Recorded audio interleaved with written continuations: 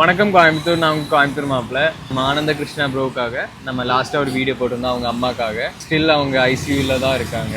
உங்களுக்கு உதவி தேவைப்படுது. அம்மா வந்து மார்ச் 1ஆம் தேதி நம்ம அட்மிட் பண்ணியிருந்தோம். இப்போ 3 மாதம் ஆச்சு. நமக்கு வந்து டெய்லி 25,000 30,000 பக்கம் பில் ஆகுது. 10.5 lakhs அவுட் ஸ்டாண்டிங் இருக்கு.